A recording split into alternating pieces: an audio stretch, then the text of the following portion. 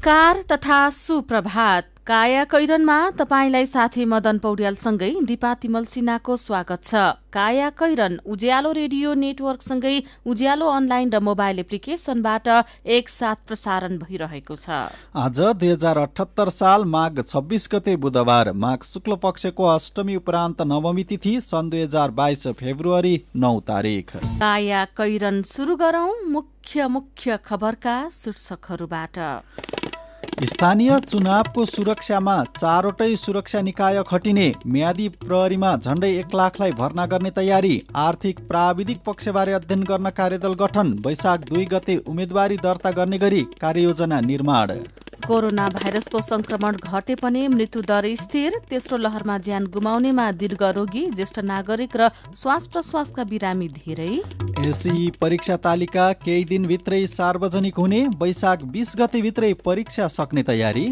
रुस, युक्रेन र पश्चिमा देशबीच तनाव थप बढ्दो, बेलायती विशेष फौजका 100 भन्दा धेरै सदस्य युक्रेन पुगे। र विश्वकप क्रिकेटको ग्लोबल छनौट खेल्न नेपाली टोली ओमान प्रस्थान, इङ्ग्लिस प्रिमियर लिगमा न्युक्यासल र वेस्ट ह्याम विजयी, बर्नली र युनाइटेडको बराबरी।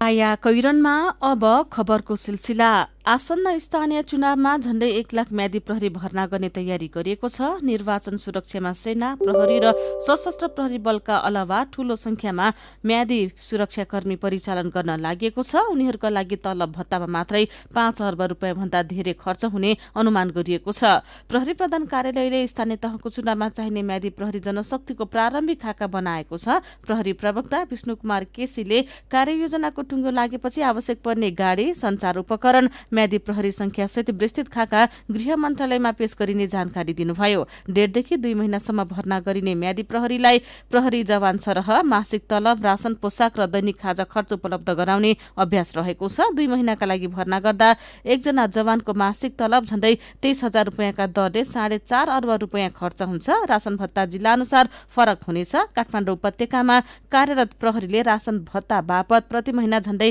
5,500 रुपियाँ पाउनेछन्। सेना र सशस्त्र प्रहरी बल पनि चुनावको सुरक्षा कार्ययोजना बनाउन जुटेका छन्। यसपटक एकै चरणमा चुनाव हुने भएकाले सुरक्षा जनशक्ति बढ़ी लाग्ने गृह मन्त्रालयले जनाएको छ। मतपेटिकाको घेरामा नेपाल प्रहरी, मतदाताको लाइनमा प्रहरी र उनीहरूको खटनपटनमा म्यादी प्रहरी खटिनेछन्। मतदान स्थलको बाहिरी घेरामा सशस्त्र प्रहरी, मतदाताको घर र मतदान स्थल बीच सेनाको पेट्रोलिङ हुनेछ। मतदान केन्द्र निगरानीमा अनुसन्धान विभागका कर्मचारी खटाउने तयारी भएको छ। यसैबीच निर्वाचन आयोगले काठमाडौँ उपत्यकाको 21वटा स्थानीय तहमा विद्युतीय प्रणालीबाट मतदान गराउन अध्ययन थालेको छ। स्थानीय तहको चुनाव वैशाख 30 मा हुने निश्चित भएपछि आयोगले काठमाडौँका 11, ललितपुरका 6 र भक्तपुरका 4 स्थानीय तहमा विद्युतीय मेसिनबाट मतदान गराउने तयारी थालेको हो। आर्थिक र प्राविधिक रूपमा कसरी सरल र व्यवस्थित बनाउन सकिन्छ भन्ने बारे तयारी भइरहेको निर्वाचन आयोगले जनाएको छ।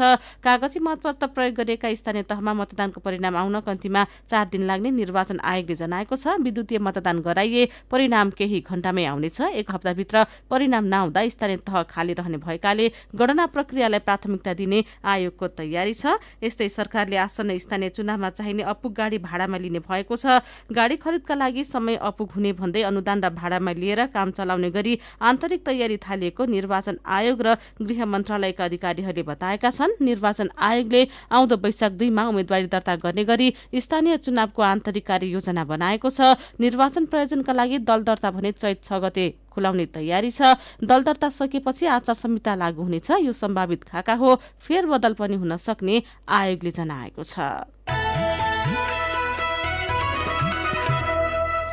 राष्ट्रिय सभागृहमा राप्रपा नेपाल र राप्रपा प्रजातान्त्रिक बीच 2076 फागुन 28 मा एकीकरण कार्यक्रम चलिरहेको थियो। राजेन्द्र लिङदेनले पार्टी एकता हुने र विभाजन हुने प्रसङ्ग उठाएपछि तत्कालीन राप्रपा अध्यक्ष कमल थापाले गीता छोएर कसम खाँदै भन्नुभएको थियो, राप्रपा कहिले पनि विभाजन हुन दिन्न। थापाले आफ्नै कसम 2 वर्ष नपुग्दै तोड्नु भएको छ। राप्रपा र राप्रपा प्रजातान्त्रिक बीच भएको एकतापछि गएको मङ्सिर तेस्रो हप्ता भएको महाधिवेशनमा अध्यक्षमा लिङ्गदेनसँग पराजित भएपछि असन्तुष्ट थापाले हिजो गृहनगर हेटौडा पुगेर पार्टी छोडेको घोषणा गर्नुभएको हो। थापाले विज्ञप्ति निकालेर अत्यन्तै भारी मन र पीडाबोधका साथ पार्टी छाड्नु परेको उल्लेख गर्नुभएको छ। अघिल्लो दिनसम्म शीर्ष नेताहरूसँग संवादमै रहेका थापाले हेटौडा पुगेर अचानक पार्टी परित्याग गरेपछि धेरैले आश्चर्य व्यक्त गरेका छन्।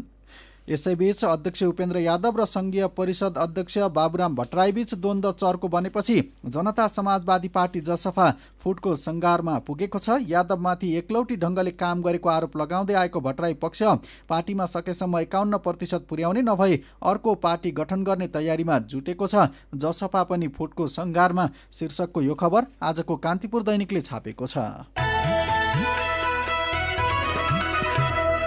प्रतिनिधि सभाको बैठक पूर्व निर्धारित मितिबाट 5 दिन पछाडि सारिएको छ। आज 1 बजेका लागि बोलाइएको बैठक फागुन 2 गतेसम्मका लागि स्थगित भएको हो। प्रधानमन्त्री शेरबहादुर देउवासँगको सल्लाहपछि कानून, न्याय तथा संसदीय मामिला मन्त्री दिलेन्द्र प्रसाद बडुले सभामुख अग्निप्रसाद सापकोटालाई फोन गरेर बैठक सार्न आग्रह गर्नुभएको थियो। प्रधानमन्त्री देउवाले आजको बैठकमा एमसीसी टेबल प्रयास गरे पनि सत्तारूढ गठबन्धनभित्रै सहमति भने जुटेको थिएन। एमसीसी बारे सहमति जुटाउन प्रधानमन्त्रीले समय लिएको स्रोतले जनाएको छ। यसबीचमा एमसीसी टेबल गर्ने विषयमा गठबन्धन र प्रमुख प्रतिपक्षी दलबीच छलफल हुनेछ। यसैबीच बौद्धिक क्षेत्रका अगुवाले एमसीसी सम्झौताले देशको सार्वभौमिकतामाथि कुनै असर नपर्ने बताएका छन्। उनीहरूले भौतिक पूर्वाधारको निर्माणले नेपालको आर्थिक विकासमा इँटा थप्ने बताएका छन्। राष्ट्रिय योजना आयोगका पूर्व उपाध्यक्ष डाक्टर गोविन्द पोखरेल, वरिष्ठ अधिवक्ता प्राध्यापक डाक्टर गान्धी पण्डित र नेपाल सरकारका पूर्व सचिव कृष्ण गेवालीले एमसीसी सम्झौताबाट आउने अनुदान अमेरिकाको र त्यसबाट निर्माण हुने भौतिक पूर्वाधारको पूर्ण स्वामित्व नेपाल सरकारलाई हुने बताउनु भएको छ। कायाकैरनमा रिपोर्टसँगै खबरको सिलसिला बाँकी नै छ, सुन्दै गर्नुहोला।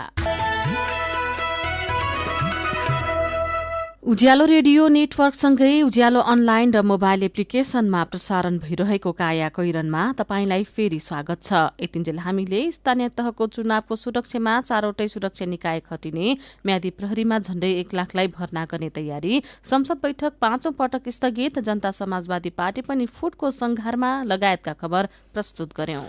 अब बाँकी खबर। 1 हप्ताको तथ्याङ्क हेर्ने हो भने कोरोना संक्रमण लगातार घट्दो छ।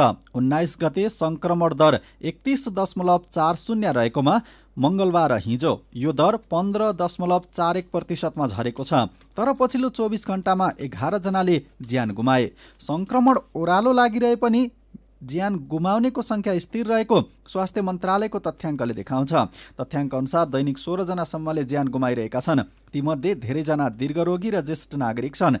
मन्त्रालयले पुस 18 गतेदेखि कोरोनाको तेस्रो लहर सुरु भएको मानेको छ। यो लहरमा ज्यान गुमाउने धेरैजना श्वास प्रश्वासका बिरामी छन्। कसै कसैमा त 3 देखि 4 थरीका रोग पनि देखिएको छ। कलेजो, मृगौला, क्यान्सर, मधुमेह, एचआईभी, डिप्रेसन, एन्जाइटी, फोक्सोको cancer, stroke, hypertension, scrub typhus लगायतका समस्या भएका बिरामीको पनि ज्यान गएको छ। शुक्रराज अस्पतालका संक्रामक रोग विशेषज्ञ डाक्टर शेरबहादुर पुन अझै केही दिन ज्यान गुमाउनेको संख्या स्थिर रहने बताउनुहुन्छ। कोरोना कालमा ज्येष्ठ नागरिकसँग आवश्यक संवादमा ग्याप रहेको विज्ञहरू बताउँछन्। बुवा आमा र छोराछोरी बीच दोहोरो संवादै कम छ। स्वास्थ्य अवस्थाबारे एक अर्कालाई भन्दैनन्। डाक्टर पुनले भन्नुभयो, ज्येष्ठ नागरिकमा दीर्घरोग पनि हुन सक्छ। जटिल भएपछि मात्र अस्पताल ल्याइन्छ, जसका कारण पनि ज्यान गुमाउनेको संख्या स्थिर देखिएको हो। स्वास्थ्य मन्त्रालयकी प्रवक्ता डाक्टर सङ्गीता मिश्राले मृत्यु स्थिर नै रहेको अवस्थामा यसबारे अध्ययन गर्नुपर्ने बताउनुहुन्छ।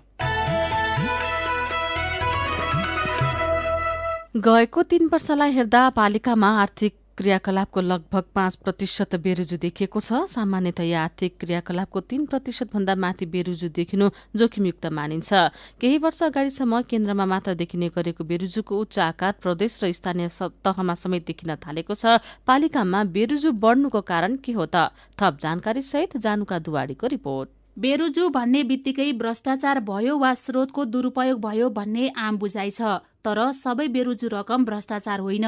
सानातिना कानूनी प्रक्रिया पुग्न बाँकी हुँदा पनि बेरुजु देखिन्छ, तर कुनै पनि योजना कार्यक्रमको काम भएको छैन, कागजपत्र पनि छैन र सम्झौता पनि भएको छैन, तर भुक्तानी भएको छ वा कागजपत्र र प्रक्रिया पुगेको छ तर हुनुपर्ने काम तोकिएको परिमाण र गुणस्तरमा भएको छैन भने त्यसलाई भ्रष्टाचार मानिन्छ। स्थानीय तहमा आर्थिक अनियमितता भन्दा पनि प्रक्रियागत कुराहरूलाई सुधार गर्न नसक्दा बेरुजु बढ्ने गरेको पाइन्छ। काठमाडौँका अनिल भट्टराई। बेरुजु आउँदाखेरि उनीहरू आक्रोशित हुन्छन् होइन, तर उपभोक्ताले गर्दाखेरि चाहिँ काम छिटो हुने भन्ने मात्र हो, तर टेन्डर मार्फत गऱ्यो भने चाहिँ अलिकति काम पनि बढ्ने हुँदो रहेछ। किनभने अब मेरै घर नजिकको एउटा 25 लाख रुपियाँ टेन्डरमा गएको थियो, 10.5 लाखमा हालेछ। अब फेरि 13 लाखको उपभोक्ता मार्फत हाम्रो नगरपालिकाले चाहिँ 20 लाखभन्दा माथिको चाहिँ टेन्डरमा आह्वान गरेको छ होइन। अब फेरि 13 लाख रुपियाँ चाहिँ बच्यो। स्थानीय तहमा बेरुजु बढ्नुको अर्को मुख्य कारण स्थानीय तहका जनप्रतिनिधिलाई आर्थिक ऐन कानूनहरूको राम्रोसँग ज्ञान नहुनु र स्थानीय तह आफूले निर्माण गर्नुपर्ने कानूनहरूको निर्माण गर्न नसक्नु हो। स्थानीय तहको 5 वर्षे कार्यकाल सकिने लाग्दा पनि अझै आवश्यक कानून निर्माण हुन सकेका छैनन्। स्थानीय तहले 200 भन्दा धेरै कानून बनाउन पाउने अधिकार भए पनि धेरैजसो स्थानीय तहले मुस्किलले 20 देखि 30 वटा कानून बनाइरहेका छन्। अहिलेसम्म प्राय 70% स्थानीय तह संघीय सरकारले दिएको अनुदानमै चलेका छन्। यसले गर्दा संघीय सरकारकै निर्देशनमा बस्नुपर्ने तर आफ्नो कानून बनाएर खर्च गर्नुपर्ने प्रावधानका कारण स्थानीय तहमा अप्ठ्यारो छ। बुढा नीलकण्ठ नगरपालिकाका आर्थिक प्रशासन शाखामा कार्यरत मिनराज खड्का। नीति नियम नै ऐन नियमहरू नै तयार नभएको कारणले नै नबढेको हो एउटा। अर्को कुरा कर्मचारीहरूमा पनि समायोजन भयो, तर त्यसपछि कसले कतिखेर कहाँ बस्ने भन्ने कुरा जस्तै स्थानीयमा पनि संघीय मन्त्रालयले अहिले जोसुकैलाई जहाँसुकै सहमतिको आधारमा सरुवा गरिरहेको भएको भएर एउटा कर्मचारी बिचैमा सर भएर गयो भने अर्को कर्मचारी आउँदाखेरि त्यो अन्तिम लेखा परीक्षण गर्दाखेरि देखाउनु पर्ने कागजपत्रहरू देखाउनको लागि प्रेजेन्ट गर्नको लागि त्यो डोर प्रमुखलाई प्रेजेन्ट गर्नको लागि अलिकति समस्या भएर पनि केही कुराहरू बढ्या छ। कतिपय स्थानीय तहका जनप्रतिनिधिहरूमा हामी स्वायत्त छौं, हामीले जे निर्णय गरे पनि हुन्छ भन्ने भावना देखिन्छ र उनीहरूले आफ्नो अनुकूल जथाभावी निर्णय गरेर खर्च गर्ने गरेका छन्। यसले बेरुजु बढाउनमा मद्दत गरेको देखिन्छ। बेरुजु बढ्ने अर्को विषय स्थानीय तहका कर्मचारीमा लेखा प्रणालीको सामान्य ज्ञानको अभाव हुनु पनि हो। कर्मचारीलाई नयाँ प्रणालीमा काम गर्न तालिम लगायतका कार्यक्रमको अभाव छ। यसले गर्दा कार्यालयले गरेको खर्चको हिसाब राम्रोसँग राख्न नसक्दा पनि बेरुजु बढ्न गएको अर्थविद केशव आचार्यको भनाइ छ। यो मान्यता के हुन्छ भने त्यहाँ कर्मचारी खटाएर पठाएपछि उसले जानेको छ भन्ने हुन्छ, तर यथार्थ त्यस्तो हुँदैन। कसरी तयार पार्ने भन्ने पनि त्यसका कानुनी र लेखाका विधिहरू हुन्छन् होइन। त्यो बारेमा राम्रोसँग तालिम नभएको, अभिमुखीकरण नभएको मान्छेले एकदम दक्षतासँग त्यो सम्झौताहरू गर्ने र त्यो सम्झौता अनुसारको अनुपालन गर्ने त्यो भयो कि भएन भने कहाँनेरि गल्ती भयो भनेर देखाइदिने खालको जुन एउटा संयन्त्र चाहिँ पालिकाहरूमा चाहिँ बन्नुपर्छ। संघले नीति नियम नबनाइदिएर बेरुजु बढेको भन्ने तर्क पनि कतिपय जनप्रतिनिधिको छ, तर यति मात्रैले बेरुजु बढेको भने होइन। 5 वर्षे कार्यकाल सकिन लागे पनि स्थानीय तहहरू नयाँ अभ्यासमा छन्। कतिपय बनिसकेका छन् र कतिपय बन्ने क्रममा छन्। नयाँ अभ्यासको क्रममा केही गल्ती हुनु स्वाभाविक नै हो, तर कानून छैन, हामीले जस्तो मन लाग्यो त्यस्तै खर्च गर्यौं भन्ने छुट चाहिँ जनप्रतिनिधिलाई हुँदैन। काया कैरनमा मेरो पनि भन्नु छ र कार्टुनसँगै खबरको सिलसिला बाँकी नै छ, सुन्दै गर्नुहोला।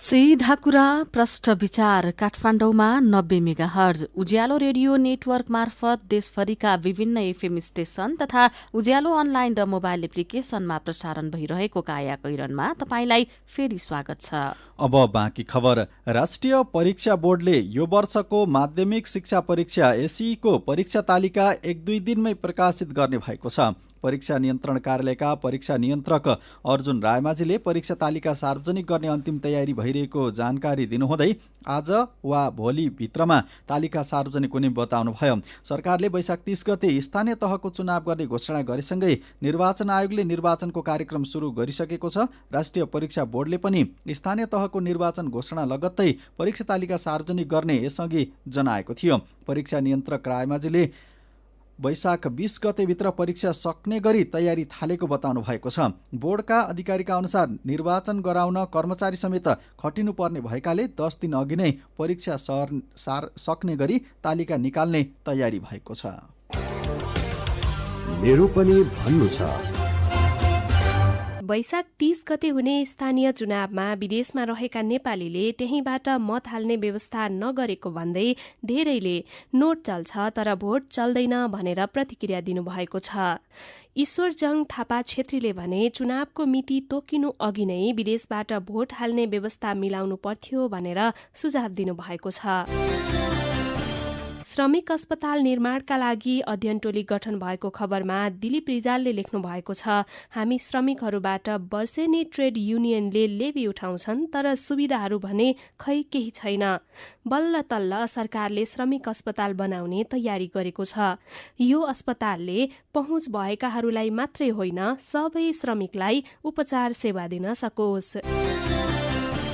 सुकुम्बासीका लागि एउटा सरकारले लाल पूर्जा दिन फारम भर्ने र अर्को सरकार उठिवासको सूचना टाँस्दै हिँड्ने गरेको खबर उज्यालो अनलाइनमा पढेपछि लोजामन भण्डारीको प्रतिक्रिया छ। सुकुम्बासीलाई आफ्नो गाउँठाउँमा बसोबासको व्यवस्था मिलाइदिनु पर्यो तर सुकुम्बासीका नाममा हुकुम्बासीलाई भने हटाउनु पर्छ। तत्कालीन कार्यनीतिको पछाडि दीर्घकालीन रणनीति हुने माओवादी केन्द्रका अध्यक्ष प्रचण्डको भनाईमा मनोज कुँवर भन्नुहुन्छ, नागरिकलाई धोका दिने र ढाँट्ने न कार्यनीति ठिक भयो न रणनीति नै। पाका किसानलाई प्रोत्साहन भत्ता दिने रुकुम पश्चिमको बाफीकोट गाउँपालिकाको निर्णयले सकारात्मक सन्देश दियो भन्दै दीपक पौडेल भन्नुहुन्छ, गाउँपालिकाको यो काम प्रशंसनीय छ। देशका असली मालिक त किसान नै हुन्। विचारका लागि तपाईलाई धन्यवाद। मेरो पनि भन्नु छ। मेरो पनि भन्नु छ प्रस्तुत गर्दै हुनुहुन्थ्यो साथी सञ्जिता देवकोटा। काया कैरनमा अब विदेशको खबर। तनावका बीच बेलायती विशेष फौजका 100 भन्दा धेरै सदस्य युक्रेन पुगेका छन्। उनीहरू युक्रेन र रुसको सीमा क्षेत्रमा पनि डोनबसमा पुगेका बेलायती अधिकारीलाई उद्धृत गर्दै समाचार संस्था ANI-ले जनाएको छ। रुसले युक्रेनको सीमा क्षेत्रमा ठूलो संख्यामा सैनिक परिचालन गरेको चर्चा चलिरहेका बेला बेलायती विशेष फौजका सदस्यहरू पनि त्यहाँ पुगेका हुन्। झण्डै 8 वर्ष अघिदेखि नै रुस, युक्रेन र पश्चिमा देशबीचको सम्बन्ध बिग्रिएको छ। अब खेल खबर। T20 विश्वकप क्रिकेटको ग्लोबल छनौट खेल्न नेपाली राष्ट्रिय क्रिकेट टोली ओमान प्रस्थान गरेको छ। टोली हिजो बेलुका ओमान प्रस्थान गरेको हो। विश्वकप क्रिकेटको ग्लोबल छनौट खेल्ने नेपाली टोलीमा अन्तिम समयमा सागर ढकाल पनि समावेश भएका छन्।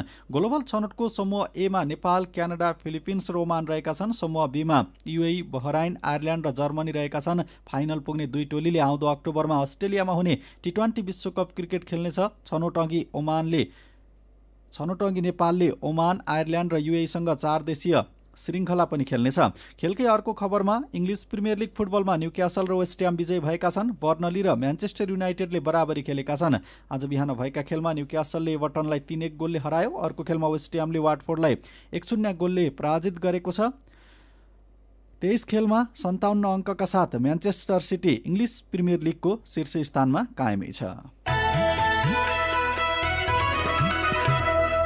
अब केही खबर संक्षेपमा। भन्सार महसुल लगायतका कर तिर्न नसकेको भन्दै चीनबाट ल्याइएका 18वटा सार्वजनिक विद्युतीय बस भारतमा बेच्ने तयारी गरिएको छ। सुन्दर यातायात प्रणालीले ल्याउन लागेका बस भन्सार तिर्न नसकेको भन्दै भारतमा बेच्न लागेको हो। सरकारले कर छुट भने पनि भन्सारमा यातायात दस्तुर लगायतका विभिन्न शीर्षकमा कर थप भएपछि तिर्न नसकेर 18वटा बस भारतको कर्सिम ग्रुपलाई बेच्ने सहमति भइसकेको यातायातका अध्यक्ष भेषबहादुर थापाले बताउनु भएको छ। तर अर्थ मन्त्रालयले एक प्रयोजनका लागि प्रतिपत्र खोलेर अन्य प्रयोजनका लागि काम गर्न नहुने तर्क गरेको छ। पाल्पाको महाभारत क्षेत्रका 9 ठाउँमा अहिले पनि चुनढुङ्गा उत्खनन भइरहेको छ। पूर्वको निस्ती गाउँपालिका 7 ज्यामिरेको भटुके, माथागढी गाउँपालिका 7 रहबास माथागढीकै वडा नम्बर 5 को धमीगाडबाट दैनिक 100औं टिप्पर चुनढुङ्गा तराई झर्छ। ज्यामिरेको भटुके डाँडा सम्मिल्न लागिसकेको छ। रहबासको अवस्था पनि उस्तै छ। तिनाउ गाउँपालिकाको कोलडाँडा, मस्याम, श्रीडाँडा, मरेक, सुकेताल, कचलामा तीव्र उत्खनन छ। सरदेवा र सिद्धेश्वरमा पनि चुनढुङ्गा उत्खनन जारी छ। सरकारले वर्णशंकर हाइब्रिड बिउ उन्मोचन विकासका लागि पहिलो पटक निजी क्षेत्रलाई अनुमति दिएको छ। माघ 17 गते बसेको मन्त्री परिषद बैठकले 3 स्वदेशी कम्पनीलाई वर्णशंकर जात परीक्षण र विकास गर्ने मान्यता दिएको हो। टर्कीबाट अवैध रूपमा ग्रिस छिरेपछि फर्काइएका मध्ये 19 जनाको शव सीमा छेउमा भेटिएको 1 हप्ता भइसक्दा पनि शनाखत हुन सकेको छैन। र पेट्रोलियम पदार्थको निरन्तरको मूल्य वृद्धिको छानबिनका लागि संघीय संसदले समिति गठन गरेको छ। राज्यका निर्देशक सिद्धान्त, नीति र दायित्वको कार्यान्वयन अनुगमन तथा मूल्याङ्कन समितिले मूल्यवृद्धि छानबिनका लागि 3 सदस्यीय उपसमिति गठन गरेको हो। काया कैरनमा अब पालो उखानको।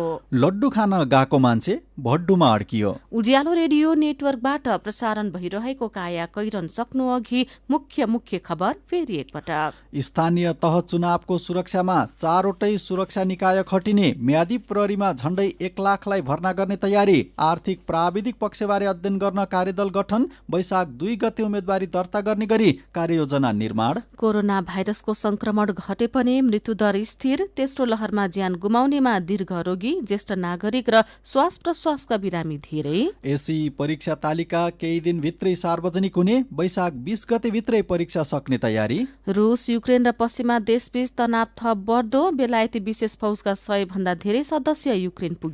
र विश्वकप क्रिकेटको ग्लोबल छनौट खेल्न नेपाली टोली ओमान प्रस्थान। इङ्ग्लिस प्रिमियर लिगमा न्युक्यासल र वेस्ट ह्याम विजयी। बर्नली र युनाइटेडको बराबरी।